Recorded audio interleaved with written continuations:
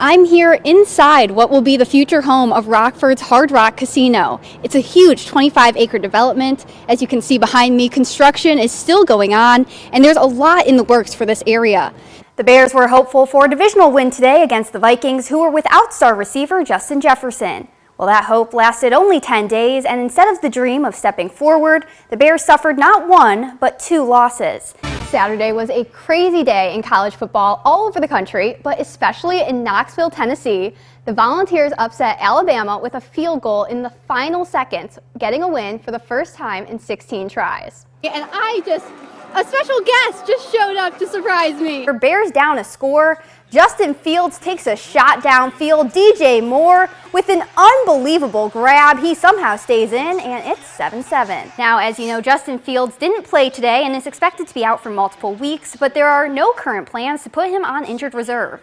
If they did, it would cause him to miss at least 4 games, and they're hoping he can heal quicker than that. Fields has a dislocated thumb on his right hand that's made it difficult for him to grab the football. He didn't practice at all this week. Eberflus said we should know more tomorrow when he is reevaluated. So here's what the NFC North looks like right now, halfway through Week 7. The Lions suffered a brutal loss to the Ravens today, so that drops them to 5-2. Green Bay is still in second at 2-3. We'll see if they can even it out in the second half. Minnesota is next at 2-4. They'll face off against the 49ers tomorrow night in prime time. And the Chicago Bears now 2-5, still holding down the fort in last place. North Boone was looking for its 5th win tonight. That would make the Vikings eligible for the playoffs. Lutheran was going after its 4th win. That would leave the Crusaders 1 win shy of the magic number for the postseason. It was senior night for the Crusaders, marking their final home game of the season. And there was a special guest on the sideline, none other than former Satyr James Robinson in attendance for primetime on Alpine.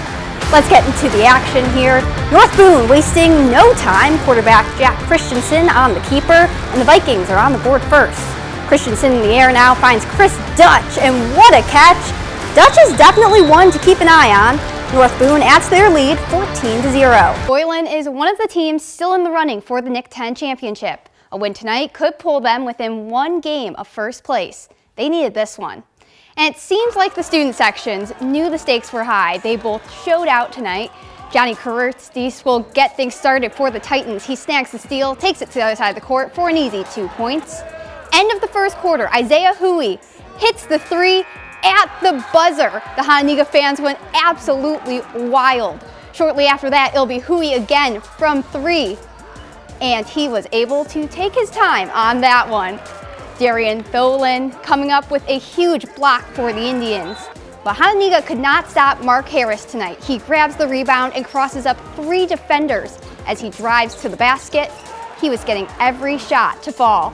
Second half now, and it'll be Harris again. Breaking out some moves there in the paint, and that's 2 more for him. Jamar Johnson on defense says no to that one. Harris showing off on both sides of the ball. He grabs the steal and the layup. What a game he had tonight. Once they heated up, there was no stopping the Titans. Boylan beats Hononegah 73-44. Boylan sweeps the season series from Hononegah. The Titans have now won 18 games this season. Sycamore is ranked 2nd in the state this week in Class 5A. The Spartans reached the state semifinals the last 2 years, and they are loaded again with talent. They were on their home turf tonight for this one. The Spartans were celebrating homecoming too, with a few players getting honored at halftime. A lot of action came before that. Rochelle's Grant Gensler on a nice 15-yard run until Miles Galindo caught up to him. Galindo is a problem for the Hubs offense, and here's another one. Why not one more? He comes out of absolutely nowhere to make this play. Gensler this time on defense for the Hubs with a massive tackle to stop this run. Defense dominated the first quarter. It wasn't until the second when the scoring started, and Sycamore's Tyler Curtis kicks things off. The Spartans strike first. It's 7-0. Spartans QB Burke Gotcher takes this one for himself and fights for those extra yards. Gotcher had himself a game, and I think he had a very proud little fan. Now potentially the play of the night here, Gotcher on the logo. Carter York goes long, he's double teamed, and it goes right through the defender's hands and into York's for the touchdown. Here's another look at it. Ball is secured. What a play. And that momentum keeps going. The Sycamore Spartans are victorious over the Rochelle Hubs 21-6. Guilford had a rough going the past 2 weeks in losses to Auburn and Hononegah. Harlem won 2 of its first 3 games, but the Huskies offense continued to struggle to put points on the board. Let's see if things will be any different tonight.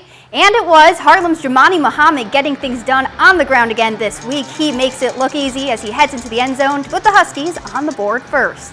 Guilford has a response coming in the air. Vikings QB Grayson Weber finds Messiah Tilson and he secures the grab. Just a few plays later, Xavier Lindy in at quarterback, and LaDamian Hoffman goes long and makes that spectacular catch. I mean, look at that. What a grab.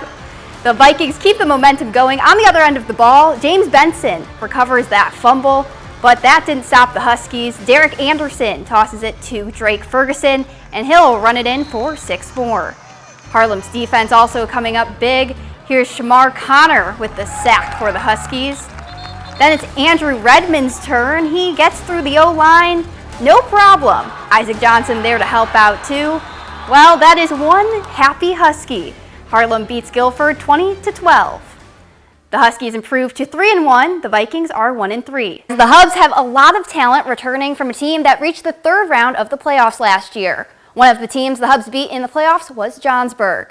Johnsburg came into this game with a record of 2-0. Rochelle was 1-1. And the Hubs, they came out hot. Dylan Manning is a force on the ground. He runs this one in for a touchdown. And get used to it, folks. He's only a freshman. Coach definitely likes what he's seeing. Manning does not quit. Here he goes again, turning on those jets, and the Skyhawks just can't keep up. The Rochelle defense was a problem for Johnsburg all night. Tommy Tordot finds this pass for the huge interception. Grant Gensler is another name we heard a lot tonight. He throws up a little stiff arm and heads into the end zone for 6 more. The Hubs defense deserves some credit too. The Skyhawks were turning the ball over on downs most of the night. Here Caden Morris sacks Johnsburg's QB in the backfield. Then hey, it's Gensler and breaking away and finding the end zone. That put Rochelle up 42-0 heading into halftime. It was all Hubs in this one. Rochelle dominated Johnsburg 48-0. Next week, the Hubs will hit the road. They'll play at Harvard. This was one very strong sectional. South Beloit and Pecatonica got bumped out earlier in the week. The 2 survivors were Scales Mound and Fulton, so they met tonight for the championship. And this place was packed. The student sections were out in full force. Hundreds of fans came out, and lots of them had to stand just to get a glimpse of the action. Let's get that action started with the Hornet. Seth Burkett is open, and that shot will fall. This time Jacob Dewar will hit the mid-range jumper. He finished with 19 points. The Steamers had to put a stop to this. Here comes Balin Damhoff with a huge block. But soon enough, it would turn into the Charlie Weigel show. Easy drive for 2 there. 1 possession later, and he's at it again, showing off some moves there in the paint. Scales Mound would not slow down. Thomas Hero for 3. And swish, that's a beauty. The bench and the crowd loved that one. That's the spirit. Fulton still has fight left in them though. Ethan Price with a nice little spin move there for 2 more. Trevor Theismann will go for the Steamers and feeds Damhoff in the post, and he just makes it look easy. Of course, it'll be Weigel again to answer for the Hornets.